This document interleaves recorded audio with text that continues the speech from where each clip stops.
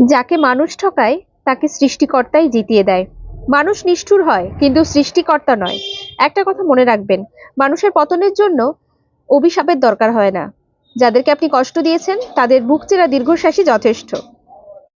একটু খেয়াল করে দেখবেন, যে নারী সুন্দর একটা সংসার করার ইচ্ছে নিয়ে বিয়ে করে, কিছুই না পেয়ে ধৈর্য ধরে সংসার করে, অল্পতেই খুশি থাকে, দিন শেষে সেই নারীগুলোই ঠকে যায়। কিছু পুরুষ সহজে পেয়ে গেলে মূল্য দিতে জানে না। তাই নারীদের বলবো, নিজেদের যত্ন নাও, নিজেকে ভালোবাসো। পুরুষ মানুষ অসুখ বিসুখে খুব কমই মারা যায়। পুরুষ মানুষ শেষ হয়ে যায় টেনশন, চিন্তায় এবং দায়িত্বের বোঝার ভারে। বাইরে থেকে তাকে সুস্থ স্বাভাবিক মনে হলেও ভেতর থেকে সে দুর্বল আর চিন্তাগ্রস্ত থাকে। পুরুষ মানুষের কষ্ট আন্দাজ করা ভীষণ কঠিন। একটা কথা শুনে রাখুন, একজন পুরুষ মানুষের মাথায় যে পরিমাণে টেনশন থাকে, সেই টেনশনগুলো যদি 10 জন নারীর মধ্যে ভাগ করে দেওয়া যায়, তাহলে সেই 10 জন নারী কিন্তু পাগল হয়ে যাবে। তাই পুরুষ মানুষকে একটু বুঝুন, কারণ তারাও মানুষ, কোনো রোবট না।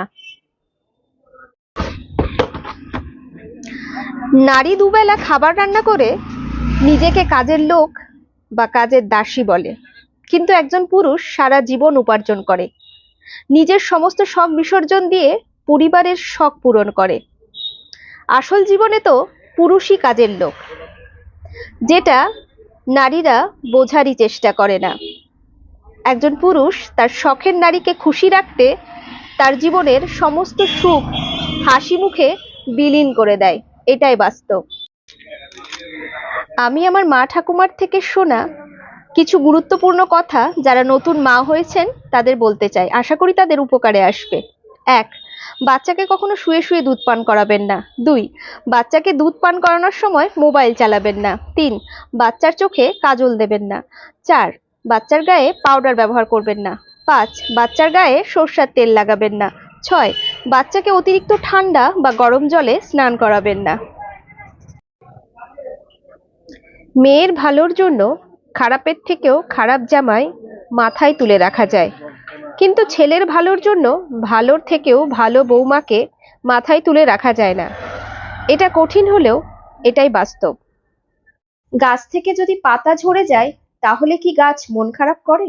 করে না, কারণ গাছ জানে সঠিক সময়ে সেই পাতাগুলি নতুন রূপে তার মাঝে ফিরে আসবে। ঠিক তেমনি আমাদের জীবন থেকে কিছু মানুষ চলে গেলে তাদের জন্য নিজের জীবনকে থামিয়ে রাখতে নেই, কারণ সৃষ্টিকর্তা একটা গাছের জন্য এত সুন্দর ভেবে রেখেছেন, তাহলে তোমার জন্য কতই না ভেবে রেখেছেন। তুমি শুধু সঠিক সময়ের অপেক্ষায় থাকো।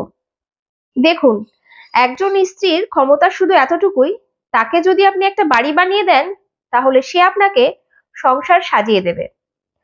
যদি আপনি তাকে সবজি এনে দেন, সে আপনাকে খাবার বানিয়ে দেবে। যদি তার সাথে আপনি ভালোভাবে কথা বলেন, সে আপনাকে ভালোবাসায় ভরিয়ে দেবে। তাই একজন স্ত্রী আর একজন মিস্ত্রির সাথে কথা বলার আগে একটু ভাবনা চিন্তা করে কথা বলবেন, কারণ এদের মধ্যে কারো যদি মাথা বিগড়ে যায়, তাহলে কিন্তু পুরো বাড়ির নকশাটাই খারাপ করে দিতে পারে।